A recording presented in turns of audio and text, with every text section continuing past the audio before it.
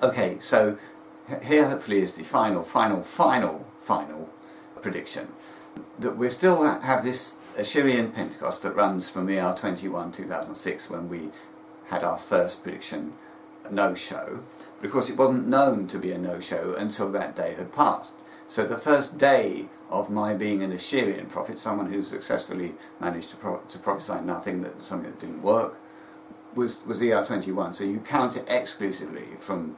Sorry, ER 22 was the first day when it was known I was an Asheraian prophet. So that'd be day 1. So ER 21 is day 0. And on that basis you end up on Adar 4, which took 2017, which is 4,300 solar days, or 86 Asheraian Pentecosts, after our first no-show prediction was seen to be a no-show prediction. But then I had forgotten that in 2 Kings 1, the fire sign happens at the chief of the 50. It consumes the chief of the 50 as well as the 50. I haven't exactly forgotten it, and the question is that chief of the 50, is he inclusive chief? Is he part of the 50? Or is he an exclusive chief in addition to the 50? And there are arguments both ways. The argument that he's an inclusive chief is that Elijah spoke to the chief, but in doing that he spoke to them according to the scripture, which would mean that the chief would have to be himself part of the 50, one would think.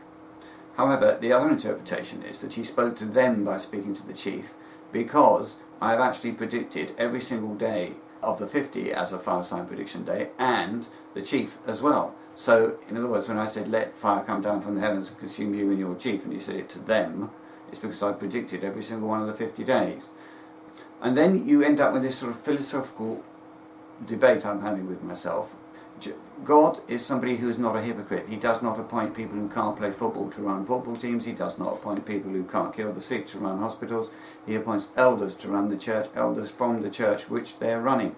So, therefore, the chief of the 50 must have something to do with the 50, which is why I thought he must be an inclusive chief in the case of a sequential 50 count, a bunch of 50s one after the other. But you could just argue that the first of the next 50, so in other words, the first day of the 87th Pentecost, Asheraian Pentecost, which is Adar 5, you could argue that because it's a sequential 50 count, is the immediate day after the previous 15, is related to them by being the next number that follows after them. You can make... I'm not at all convinced by that argument, but I have no choice but to now make it. It's like what Sherlock Holmes said: when you've eliminated the impossible, then whatever remains, however improbable, must be the case. And it didn't happen on Adar 4. That was the inclusive chief of the 86th Asheraian Pentecost. Therefore it must happen on Adar 5, which is the exclusive chief. Now, the advantage of it happening on Adar 5 is that is also the Laodicean Pentecost. So we now have both the chief of the Asheraian and the Laodicean on the same day. But there's another advantage, which is that Adar 5 is the 4,692nd day after the Watchtower fell as a true church, and they missed 4,692 Sabbaths. So it's the day when they finished paying back all their Sabbaths. Now, Satan does these fire signs, but the ruler of the planet is God at present. Satan's lease has expired, and all of his additional leases have expired. He has 42 months of authority, but it's subject to very strict terms from God. One of the terms was the first 1,000 days.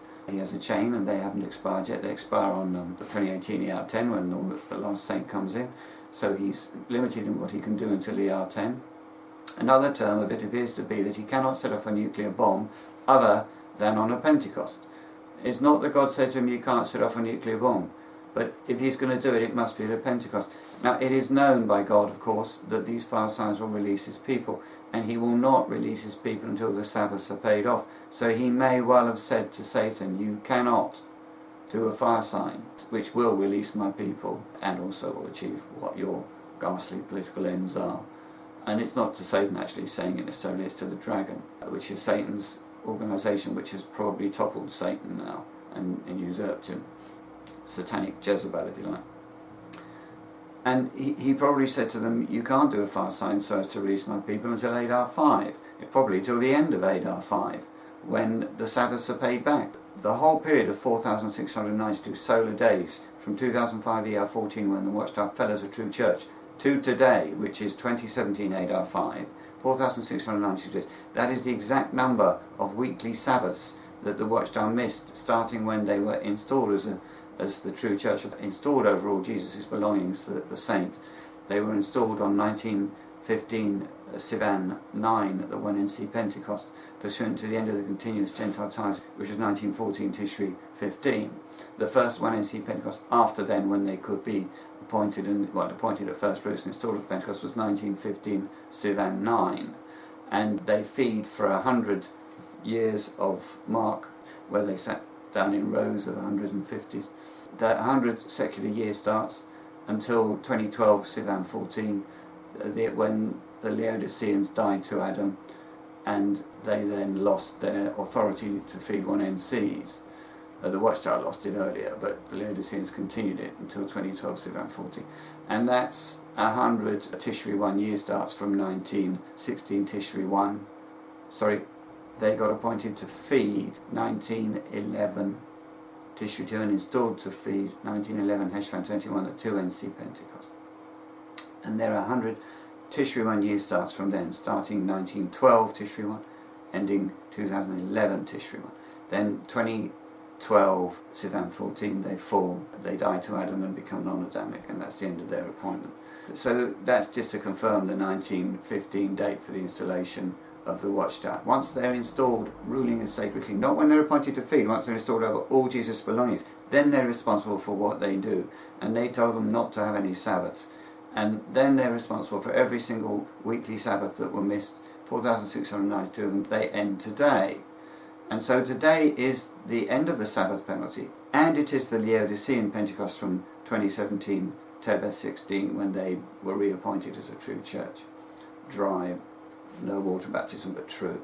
And it is the chief of the 86th Asheraian Pentecost from 2006 ER 21. So we're now predicting the fire signs to be today, Hebrew, which is Adar 5, both fire signs, which is February 26, 27. And we would expect them to fall at sunset at the end of the day, so that God's people are released at the end of having paid back all of their Sabbaths. And then the attendant says on the 7th, he says, oh look, there's a cloud like a man's palm rising from the sea. Now, the Adar 5 is not a 7th, it's the Laodicean Pentecost, so it's a Sabbath, which is a release. It's also the last day of paying back the Sabbath penalty, which is a release, but I can't think it's a 7th. However, Adar 6 is a 7th, because the late Laodicean Passover, which the Laodiceans did celebrate, Caleb and Jonah celebrated it, if we're right, and therefore are still saints, was on Shabbat 14, and Festival Sabbath, first day of cakes, was Shabbat 50. Then the Sabbaths would be 22, 29, and Shabbat, and then Adar 6. So it's the third Sabbath of late Laodicean weeks, which is a 7th. It's the third 7th of that count of 7 sevenths. So that will be the day when the attendant would say it, and he would say it on that day because the sign had occurred at sort of sunset on Adar 5, and so he gets to see the media coverage at the beginning of Adar 6. So we now predict the second and third fire signs of 1 Kings 18 to be Adar 5, seen on Adar 6. So in other words, occurring on February 26, 27, seen later on February 27. Thank you very much.